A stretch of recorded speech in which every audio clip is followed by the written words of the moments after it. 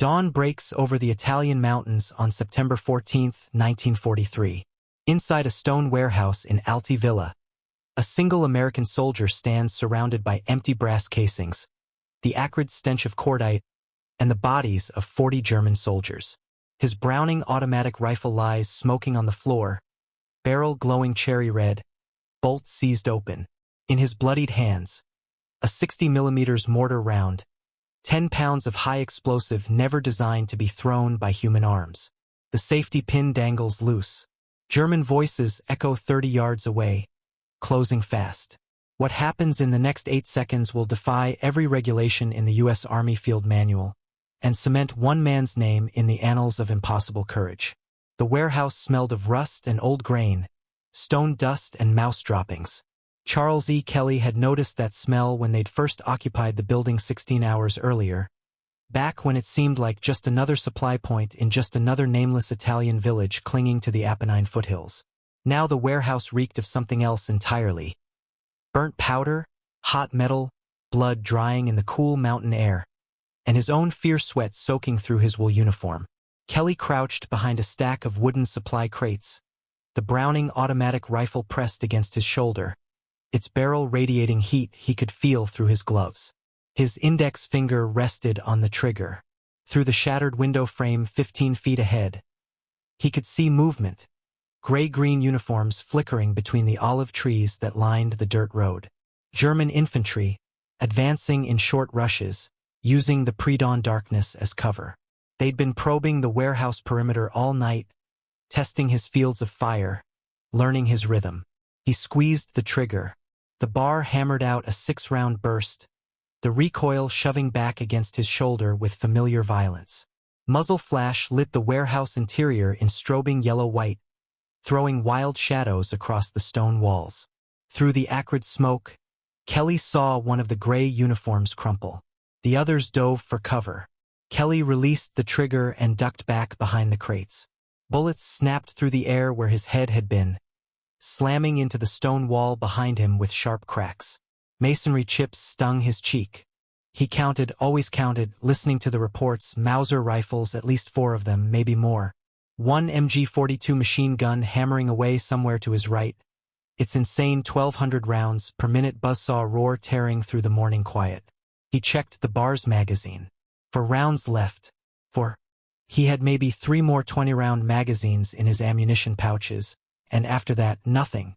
The supply dump they were supposed to be guarding had plenty of rations, medical supplies, even mortar rounds, but rifle ammunition had been running critically low even before the Germans had cut them off. Kelly's mind performed the arithmetic automatically, the same cold calculation he'd been running all night.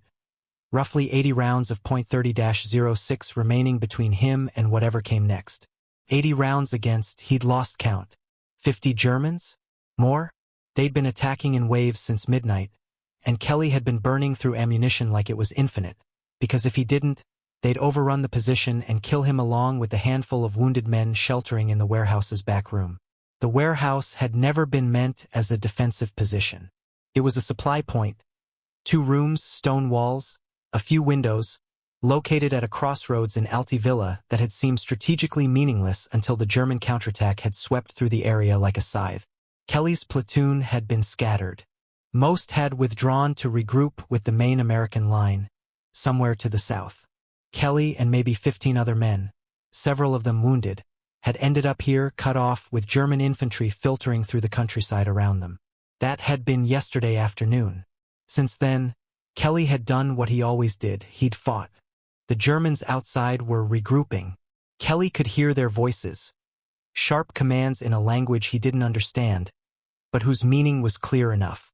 They were getting ready for another rush. He ejected the partially spent magazine from the bar, slapped in a fresh one, and waited. Charles Kelly had grown up understanding that the world didn't give you anything you didn't take yourself. Pittsburgh's South Side had taught him that lesson early. He'd been born in 1920, the son of a steelworker who died when Charles was still young enough that the memories were more feeling than image. The smell of coal smoke, the sound of heavy boots on wooden stairs, calloused hands rough but never unkind. After that, it had been his mother working double shifts, and Charles doing whatever needed doing to keep food on the table. The streets had shaped him. Not the kind of streets that produced criminals, but the kind that produced survivors. Men who knew how to read a situation, how to fight when fighting was required, how to take a punch and stay standing. Kelly had dropped out of school at 14 to work in a steel mill, but he'd educated himself in other ways. In pool halls and boxing gyms, in the hard practical knowledge of men who worked with their hands and solved problems directly. When the Army had started drafting in 1942, Kelly had enlisted. Not out of patriotism, though he felt that too, but because it seemed like the next thing. The world was at war. Young men went to war. Simple as that. Basic training had revealed something unexpected. Charles Kelly was a natural with a rifle. Not just competent, exceptional. He could place shots with a precision that made his instructors take notice, could fire from awkward positions, could adjust for wind and distance instinctively. When they'd put him on the rifle range, he'd consistently scored expert marksman, and when they'd given him the Browning automatic rifle, 20 pounds of wood and steel, a weapon that could lay down devastating suppressive fire but kicked like an angry mule, he'd handled it like it was part of his body. But Kelly had never been good with the other parts of soldiering. The regulations, the routine discipline, the endless inspections and formations and yes sirs. He'd received more than his share of reprimands for minor infractions, for showing up late or giving officers the kind of look that suggested he thought their orders were stupid. His service record painted a picture of a soldier who was brilliant in combat but difficult in garrison. Italy had proven which version mattered. The invasion of the Italian mainland had begun just days earlier, on September 9, 1943, with Allied forces landing at Salerno. Kelly's unit, part of the 36th Infantry Division, had pushed inland through brutal terrain. Mountains, narrow roads, villages clinging to hillsides. The Germans had fought for every ridge, every river crossing, every stone bridge. It was slow, grinding, vicious combat, and Kelly had discovered that he possessed a quality that couldn't be taught. He didn't freeze under fire. On September 13th, just yesterday, though it felt like another lifetime, Kelly's platoon had been advancing through rough country when they'd run into a German defensive position. Machine gun nests dug into the hillside, interlocking fields of fire, the kind of position that could chew up an entire company if they tried a frontal assault. Kelly had studied the terrain with the same practical eye he'd once used to assess which Pittsburgh street corners were safe and which were controlled by gangs. He'd seen the dead ground, a shallow ravine that would provide cover, and he'd seen the approach angles to the nearest machine gun nest. He'd volunteered to go forward. His platoon leader, a lieutenant from Ohio whose name Kelly could barely remember through the exhaustion and adrenaline, had initially refused. Too risky. But Kelly had insisted, and eventually the lieutenant had relented, because they needed someone to do it and Kelly was willing. Kelly had crawled forward through the ravine, moving slowly, using every scrap of cover. The bar was heavy, awkward in the prone position, but he'd learned to manage it. When he'd gotten within 50 yards of the first MG-42 nest, he'd carefully positioned himself, braced the rifle, and waited for his moment. The German machine gunners had been focused on the main American line, pouring fire down the slope. They hadn't seen Kelly. He'd taken 3 deep breaths, then squeezed the trigger and held it down. A long, sustained burst that emptied half the magazine. The bar's muzzle had climbed despite his efforts to control it, but enough rounds had found their mark. The machine gun had gone silent. Before the Germans could react, Kelly had shifted position and moved toward the second nest. This one had spotted him, bullets kicking up dirt inches from his face, but he'd rolled into cover behind a boulder and returned fire. Short, controlled bursts this time, conserving ammunition, placing rounds with precision. When a German soldier had risen to throw a grenade, Kelly had shot him through the chest. By the time Kelly had withdrawn back to the American line, 2 machine gun nests were silent and the platoon had been able to advance. The lieutenant had looked at him with a mixture of respect and something else, maybe unease at the cold efficiency with which Kelly had killed men. That had been yesterday afternoon. By evening, everything had changed. The German counterattack had come fast and hard, a coordinated push designed to disrupt the American advance. Kelly's company had been forced to withdraw, conducting a fighting retreat through the gathering darkness. In the chaos, units had become separated, scattered across the countryside. Kelly and a group of soldiers, He'd never gotten an accurate count, maybe 18 or 20 men, had ended up in Alte Villa, taking shelter in the stone warehouse at the village's center. They'd hoped it was temporary. Regroup, wait for dawn, link up with the main force. But as night had fallen, German patrols had surrounded the village. Kelly, positioned at a window, had heard them moving in the darkness, calling to each other, setting up positions. The first attack had come around midnight. Germans advancing up the road, using the darkness as cover, firing as they came. Kelly had met them with the bar, controlled bursts that lit up the night. In the muzzle flashes, he'd seen bodies falling, others diving for cover. The attack had broken apart, the Germans pulling back to regroup. But they'd come again, and again. Each time, Kelly and the handful of other able-bodied soldiers had driven them back, but each time it cost ammunition they couldn't spare. By 2 a.m., several of the Americans were down to their last few clips. By 4 a.m., Kelly had ordered everyone except himself and 2 others to fall back to the warehouse's inner room, conserving their ammunition for a final stand. Kelly had taken the windows alone. For hours, he'd fought in near darkness, firing at sounds, at shadows, at the brief flickers of muzzle flash from German rifles. He'd learned to recognize the sound of boots on gravel, the whisper of German voices coordinating movements. He'd fired short bursts, shifted position, fired again, keeping the Germans guessing about how many defenders were in the warehouse. His world had narrowed to essentials: the weight of the bar, the heat of its barrel, the count of remaining rounds, the sounds in the darkness beyond the windows. Time had become elastic, stretching and compressing. Minutes felt like hours. Hours passed like minutes. His hands worked automatically. Eject magazine, insert fresh one, charge the bolt, aim, fire, while his mind remained coldly analytical, calculating angles and distances and probabilities. He'd been alone with his thoughts in a way that was both terrifying and clarifying. This was what combat actually was, he'd realized. Not glory or heroism, but simply the next task, and the task after that, an endless chain of small decisions that kept you alive for 1 more minute, 1 more hour. As false dawn had begun to gray the sky, Kelly had checked his ammunition pouches. 3 magazines left. 60 rounds. The bar's barrel was scorching hot, the wood handguard smoking.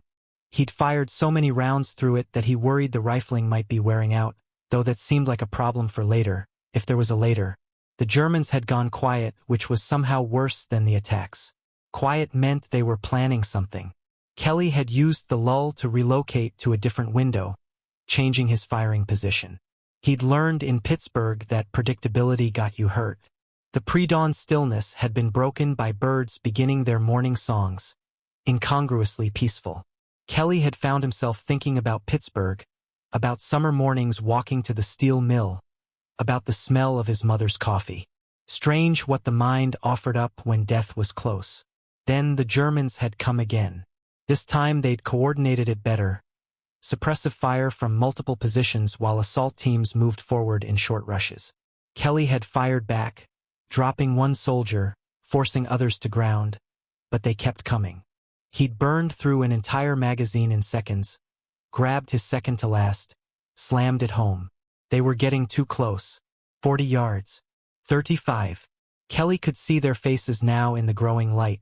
Young men, many of them not so different from the Americans. But they were trying to kill him, which made all the difference. Kelly had fired again, short bursts, trying to make every round count. The bar's action was getting sluggish from the heat. He could feel it jamming slightly with each shot. 20 yards. The Germans were rushing forward now, sensing victory, their rifles firing as they came. Kelly had squeezed the trigger for 1 final burst. The bar had hammered out 5 rounds, and then the bolt had locked open, the action seizing from the heat, the barrel so hot that it was glowing dull red in the dawn light. He'd slapped the bottom of the magazine, cycled the charging handle, but the weapon was done. Cooked. The metal had expanded from the heat, and the bolt wouldn't close. For a moment that stretched like taffy, Kelly had simply stared at the useless weapon in his hands. 40 German soldiers outside, maybe 15 yards away now, moving fast. He had his pistol, a .45 M1911 with 2 magazines, but that was nothing against rifles and machine guns. His mind had raced through options with the same cold practicality he'd always applied to problems. The wounded men in the back room couldn't fight. The other two defenders were down to a handful of rounds each. If the Germans reached the warehouse, it was over. Kelly had dropped the bar and turned, scanning the warehouse interior. His eyes had fallen on something he'd noticed earlier but dismissed. Wooden crates stenciled with U.S. Army markings. Ammunition, he'd pried one open. Mortar rounds. 60mm M49A2 high-explosive shells. A dozen of them packed in straw. Each one roughly the size of a thermos bottle and weighing about 10 pounds. Mortar rounds were fired from tubes, propelled by charges, designed to arc through the air and explode on impact. They were absolutely, categorically not designed to be thrown by hand. The safety mechanisms weren't built for it. The fuses weren't reliable enough. Throwing a mortar round was the kind of thing that might kill you just as easily as the enemy. Kelly had looked at the mortar rounds. Then he'd looked at the window where German voices were shouting, maybe 10 yards away now. Then he'd looked at the mortar rounds again. He'd grabbed one. The round was heavy, awkward, the metal casing cool in his hands. Kelly had examined it quickly, finding the safety pin, a simple mechanism designed to keep the round from detonating prematurely in the mortar tube. His fingers had worked at it, twisting, pulling. The pin had come free with a soft metallic click. Kelly had moved to the window, keeping low. Through the opening, he could see German soldiers advancing in a skirmish line, maybe 6 of them, rifles at the ready. They were 15 yards away, close enough to see the details of their uniforms, the stubble on their faces, the fear in their eyes that probably mirrored his own. Kelly had hefted the mortar round, feeling its weight, judging the distance. In Pittsburgh, he'd thrown plenty of things. Rocks at rats in alleys, bottles at rivals, baseballs in sandlot games. He understood trajectories, understood how to put force behind a throw. But this wasn't a baseball. This was 10 pounds of high explosive that might detonate the moment it hit something hard, or might not detonate at all. Only one way to find out. Kelly had stood, exposing himself fully in the window frame, and thrown the mortar round with every ounce of strength in his body. The round had tumbled through the air, ungainly end over end. For a frozen moment, he'd watched it arc toward the advancing Germans, who'd stopped and stared at the object tumbling toward them, perhaps not recognizing what it was until too late. The mortar round had hit the ground 5 feet in front of the lead German soldier. The explosion had been enormous. A flash of white light followed by a concussive boom that had slammed Kelly backward, the pressure wave hitting him like a physical force. Smoke and dust had billowed up, and when it had cleared, Kelly had seen what the explosion had done. 3 German soldiers were down, unmoving. 2 others were staggering, one clutching a bleeding leg, the other holding his head. The 6th had turned and run. Kelly had stood there, ears ringing, stunned by what had just happened. The mortar round had worked. It had actually worked, but there was no time to process it. More Germans were coming from the left, drawn by the explosion. Kelly had ducked back, grabbed another mortar round from the crate, pulled the pin, and thrown it. This one had landed short, detonating in the road, but the explosion had forced the advancing Germans to dive for cover. Kelly had grabbed a 3rd round, then a 4th. He'd established a rhythm. Pull pin, move to window, throw, duck back, grab next round. Each explosion had bought him seconds, disrupted German movements, forced them to reconsider their approach. But mortar rounds weren't infinite, and the Germans were adapting.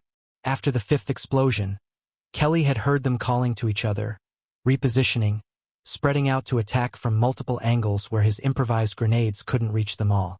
Kelly had abandoned the mortar rounds and grabbed an M1 Garand rifle that one of the wounded men had left propped against the wall.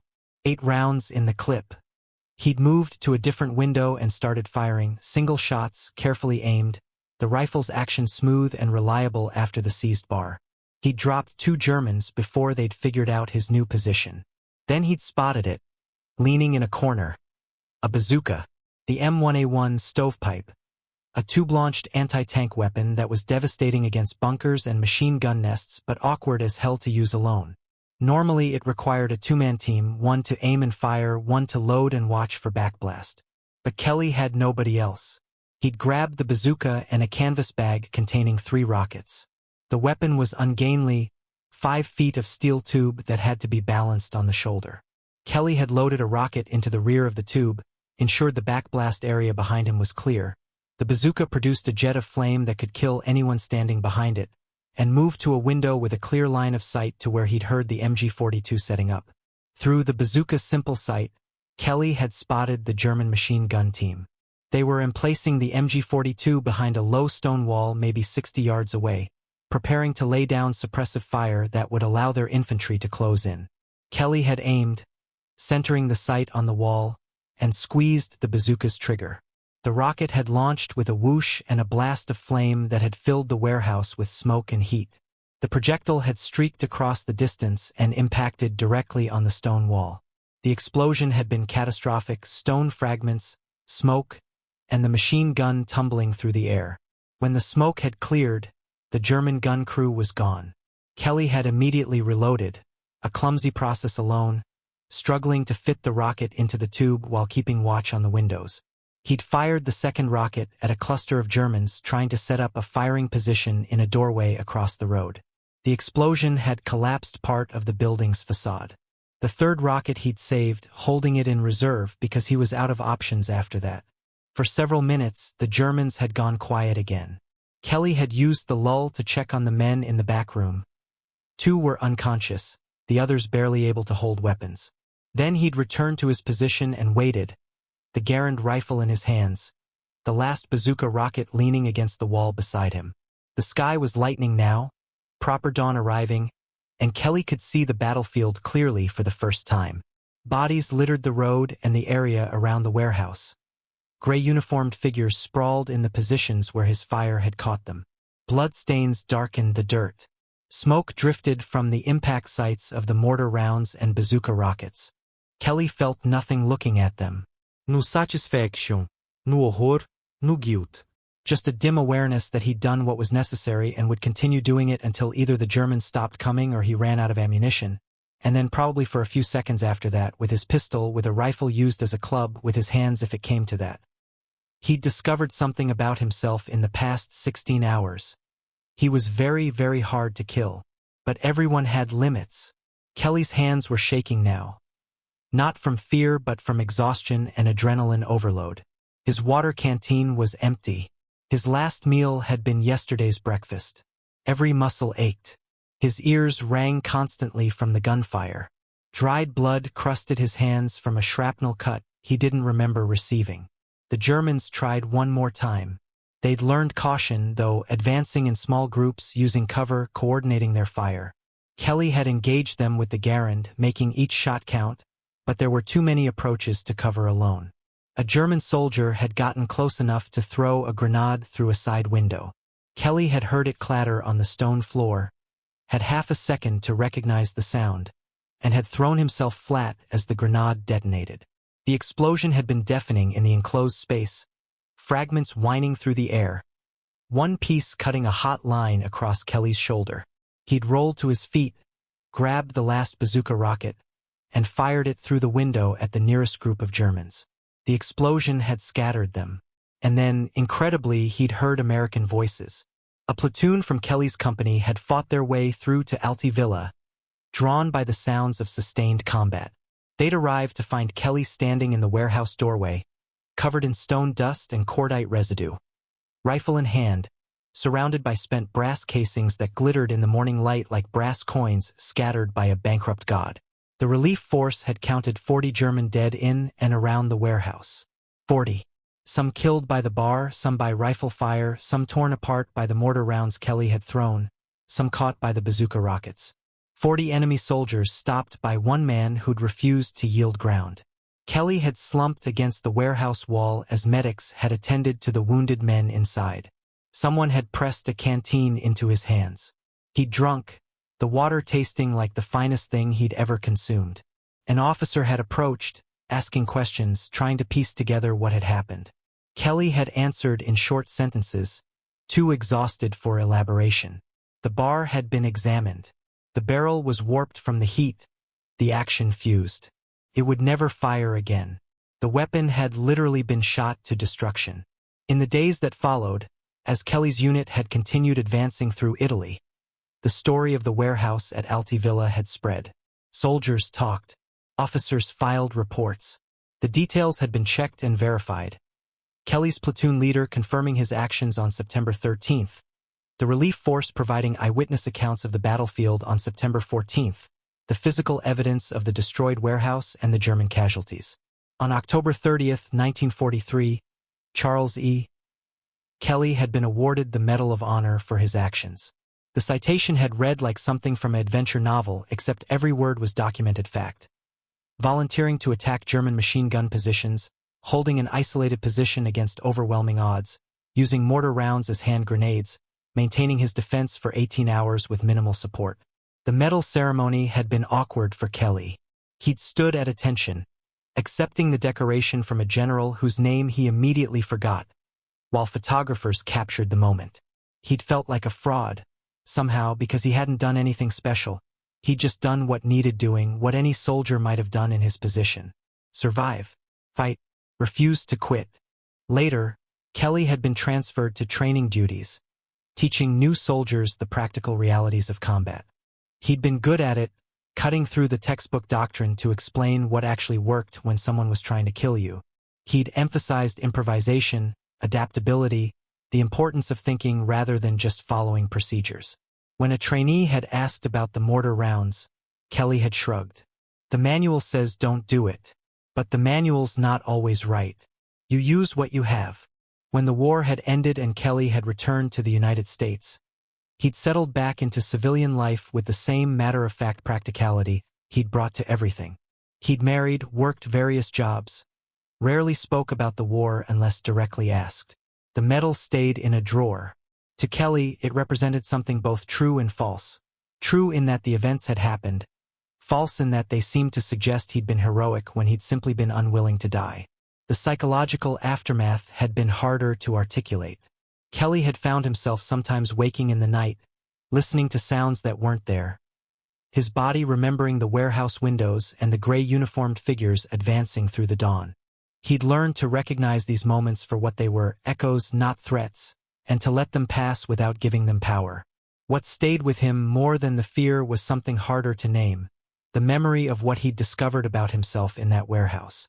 He'd learned that he could function when everything was falling apart, that he could make decisions when there were no good options, that he could continue fighting when fighting seemed pointless. It wasn't heroism. It was just a stubborn refusal to accept defeat. Years later, when historians and journalists had occasionally sought him out to discuss Alte Villa, Kelly had tried to explain it in terms they might understand. You don't think about medals or courage when it's happening, he'd said. You think about the next minute. Can I hold out another minute? All right, now can I hold out another minute after that? And you keep going until you can't, or until you don't have to anymore. He'd never claimed to be special. In his mind, thousands of soldiers had done things just as remarkable, acts that went unrecorded and undecorated because the witnesses were dead or because the paperwork never got filed or simply because war produced so many moments of desperate courage that most of them disappeared into the noise. But history had recorded Charles E. Kelly's stand at Alte Villa, and the record was specific. 1 man, 1 warehouse, 18 hours, 40 enemy casualties, and an improvisation with mortar rounds that defied regulations and common sense but worked anyway. The lesson wasn't about heroism. The lesson was about improvisation, about the human capacity to adapt when the textbook solutions fail, about the importance of thinking rather than just following rules, about the reality that survival in combat often depends on doing things the manual says are impossible. Kelly had understood this intuitively, from his Pittsburgh streets to the Italian mountains. The world doesn't always give you the tools you need. Sometimes you have to use what's available, even if it's wrong, even if it's dangerous, even if every regulation says don't do it. Sometimes you pull the pin on a mortar round and throw it with your bare hands because 40 Germans are 15 yards away and you're out of options. Sometimes you survive because you refuse to accept that survival is impossible. That was the story of Charles E. Kelly. Not a tale of superhuman courage, but a demonstration of human stubbornness, creativity, and the refusal to quit. He'd been a tough kid from Pittsburgh who'd grown into a tough soldier, And when the moment had come, he'd done what tough men do. He'd stood his ground and fought with everything available until there was nothing left to fight with, and then he'd fought anyway. The warehouse at Alte Villa still stands, or at least its ruins do. The stone walls still bear the marks of bullet impacts and shrapnel. The ground around it has long since absorbed the blood that soaked it on September 14, 1943. The place is quiet now, just another forgotten corner of a war that reshaped the world.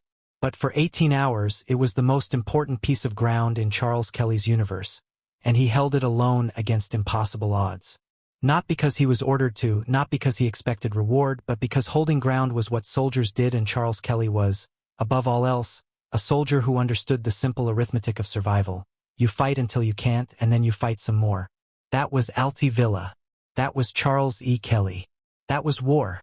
If you found this story as incredible as we did, please hit that subscribe button and ring the bell so you never miss another story of extraordinary courage from history. And give us a thumbs up. It really helps us continue bringing these forgotten stories to light. Now we want to hear from you. What do you think about Kelly's decision to use those mortar rounds as grenades? Was it brilliant improvisation or desperate recklessness? And what other examples of battlefield improvisation in World War II should we cover next? Drop your thoughts in the comments below.